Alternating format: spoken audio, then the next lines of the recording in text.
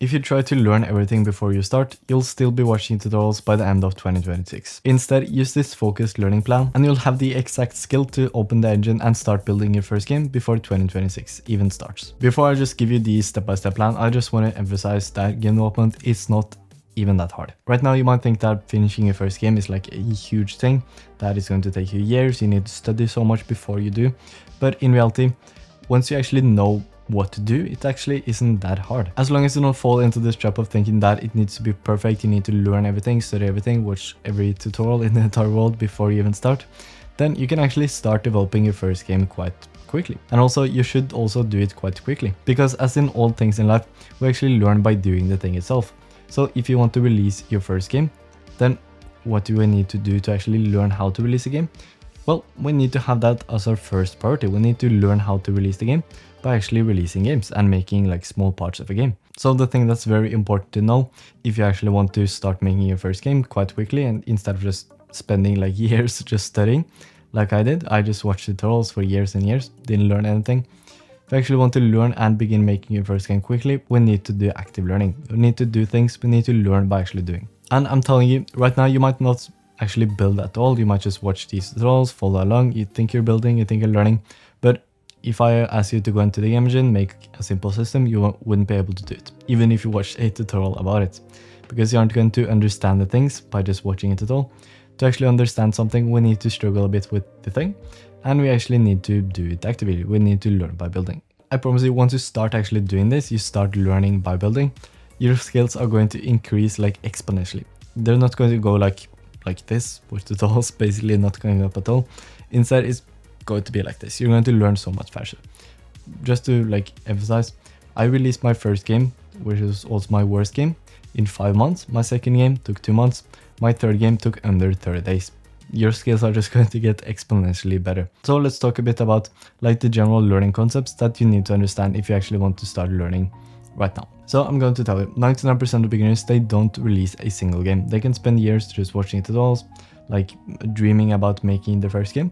But the reality is that 99%, they won't ever finish a single game. But there are 1% of beginners that finish a game. And finishing a game, it's not like super monumental. It's actually quite easy, as I talked about before, when you just know what to do. So what does the 1% have in common? Well, they actually learn game development by doing. They didn't just watch tutorials and fell into the illusion that they're actually learning from tutorials. They actually learned by building. And that's when actually I made progress myself as well. I watched tutorials for years and years and years, and I didn't learn anything except when I started experimenting. I started restricting my information, not just following tutorials all the time, but actually learning and trying to do the things myself. So to actually implement active learning into your own learning journey, what I've made is the struggle, build, repeat framework. And I'll walk you through everything, like step by step later.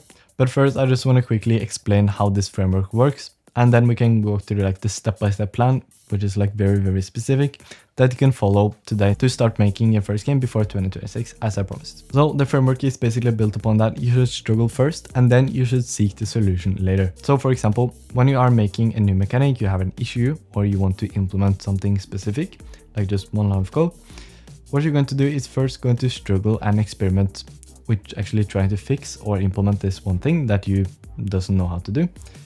Something that you have like, you have the urge to search for on Google or on AI, whatever. Try to do it yourself first for like 10-20 minutes, depending on like the size.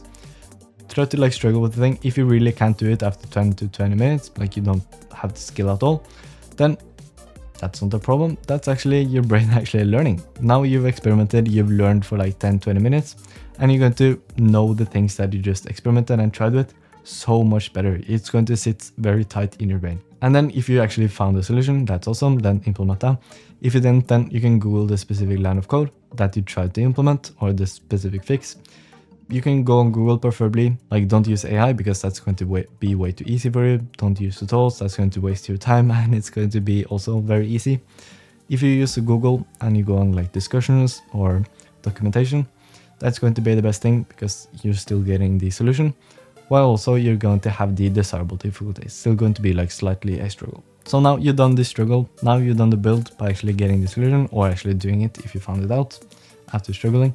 Then The next thing is just to repeat this until you have a simple mechanic, and then you can make a few simple mechanics and then just learn from that. So as I said, to actually learn how to make games, we need to make games. And since we can't make a full game yet, we're just going to make small parts of a game. So to actually learn game development, we're actually going to do game development here. Instead of doing what 99% of other beginners do, just watch tutorials, we're actually going to learn game development by actually developing games. So this whole system is going to turn your confusion into actual skills.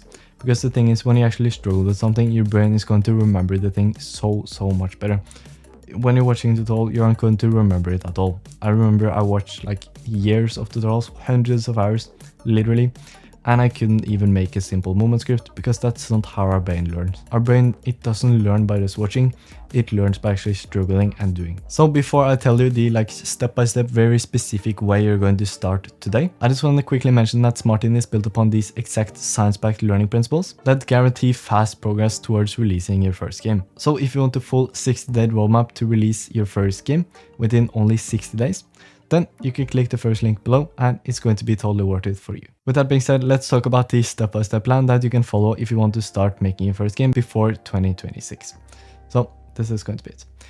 The first thing I want you to do, if you haven't watched tutorials before, or you're completely new to game development, this might not apply to everyone, but for the minority of you guys that have never installed a game engine or done basic things, I want you to watch a 2 to 5 hour introduction video to the game engine. Just get everything installed, just get familiar with the development process, everything around that. But if you already been stuck in tutorial hell for a while, you tried watching tutorials before, then you can skip this step and you can start on step number 2. Step number 2 is going to be that you're going to experiment with something that you remember. This can be very simple, can be one line of code, just moving the player with no input, just moving it constantly. That can be it, for example. Something very simple that you know how to do. Just implement the struggle, build, repeat framework on this thing. So try to expand on it. Struggle with the thing that you're expanding on it with. So for example, if you did this one thing where you move the player constantly, try to implement that you only move the player once you press the space button, for example, or you hold it. Or try to change the speed so it gradually increases in speed. Try to do some experiments around this and just make a very simple mechanic. Struggle with the thing. If you can't do it within 10-20 minutes, search for Google for the specific thing that you're trying to implement. Then you can expand on these mechanics. You can make small prototypes, so small playable experiences. So instead of just having the player move constantly, try to implement some input, try to make a score, not a full game, but a small prototype. And then the fifth step, the last step, is going to be to make your first game. And you're going to start making your first game once you know roughly 80% of the things that you want to implement into this first small game of yours.